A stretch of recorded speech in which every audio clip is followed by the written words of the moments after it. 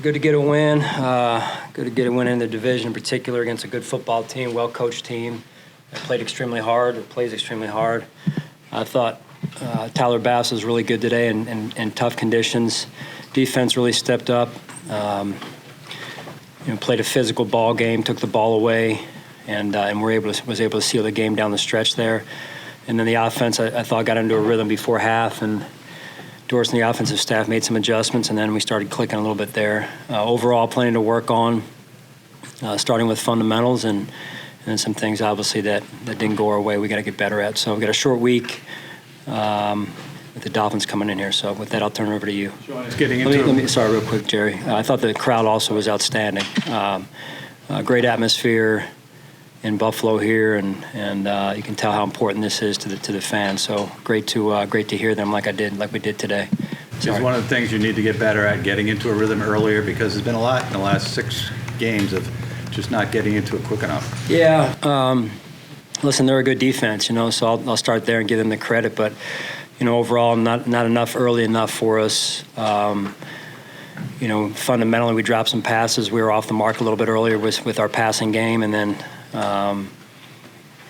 just got to do a better job being more consistent there. You talked about the physical play of the defensive front in particular. I remember talking in New York after they kind of rained it on you late. You talked about winning the battle on the line of scrimmage. How would you assess that part of the game? Yeah, again, without looking at the film, it was what we were looking for.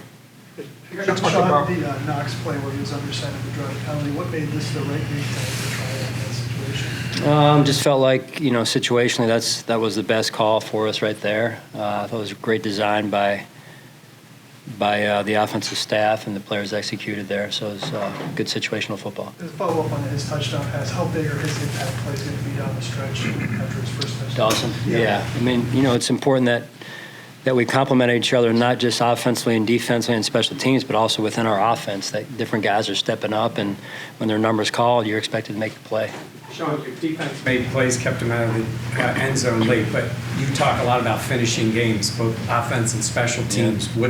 What did you see there? You had obviously the block punt late, and then the offense not able to get what you need to maybe put it away before it goes back. Yeah, we got to. All three. We got to look at that and be objective, be very objective about that, and be truthful. And whether it's the punt team in that situation or the offense and making sure we can put the game away. We had an opportunity there, I think, on the first throw, and so again, that starts with me putting them in position and then just being fundamentally better in those situations. So that's important that we continue to grow in that area for sure. It's more than just 2 guys on defense today, obviously, Coach, but Rousseau and Milano looked like the tip of your spear today. Can you just comment on those guys just making plays? Yeah, they were preparing all week, and that's really where it started. Was they were getting themselves in the right mindset. They were putting the time in to come out and play with that type of fire. It was fun to watch.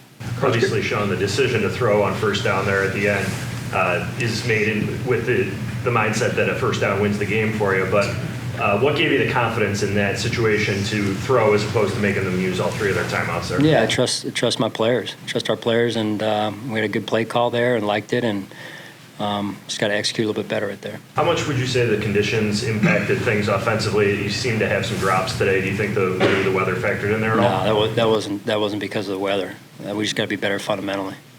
Sean, what does it say about Matt Milano, the way that he played today after missing practice almost the entire week?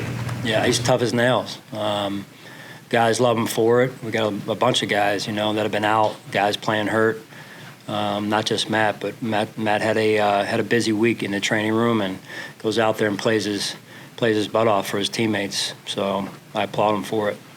Coach, when last week you had Xavier start at corner for you, this week he was a healthy scratch. What was the reason there to kind of shift things around at corner? Trying to put our best guys out there. Just looking at things and trying to put our best 11 out there so we can play our best football. Coach, care to talk about the way Shaq Loss and A.J. Espinosa and Ed Oliver played in Von Miller's absence today?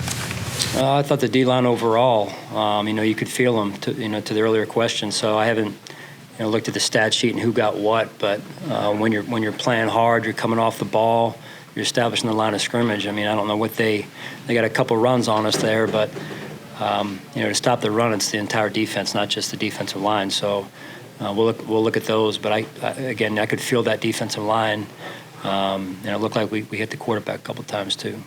Coach, how big of a play was Hamlin's that forced fumble? How big Yeah, of it's a play huge. was that? Both takeaways. I think Daquan got one right early, or at least he recovered it, and then DeMar's forced fumble, and I think when Matt got that one. So good things happen when you finish plays, and you finish plays the right way with violent hands, and you run to the ball. Good things happen. What were your impressions of the secondary's performance today? Trey White rounding into form. Do you see him returning to his full efficacy here? And how about Dane Jackson? Seems like he struggled a bit in recent weeks. That may have continued today.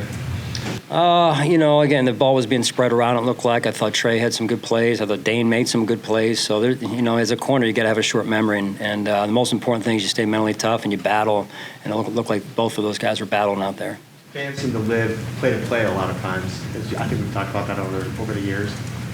Dane struggled at times, but you talked about trusting your players. Do you just have trust in Dane out there? Talk to me about it. I'm not sure if Dane Jackson. Do I have trust in Dane Jackson? Yes. Coach, on that I don't know if you're looking for something else. Yeah. No, I trust all the players. I mean, whether it's Xavier, I think, Joe, you asked about X being down this week.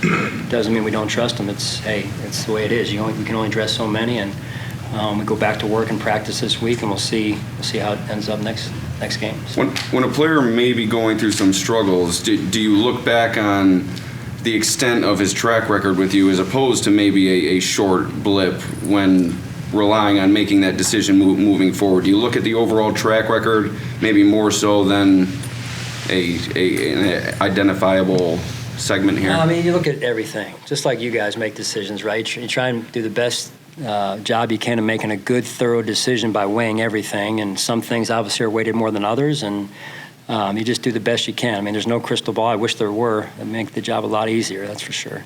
Sean, there were a couple times defensively where you guys did a great job on first and second down, put them way behind the sticks, and gave up a 3rd and 8, 3rd and 10, 3rd and 12.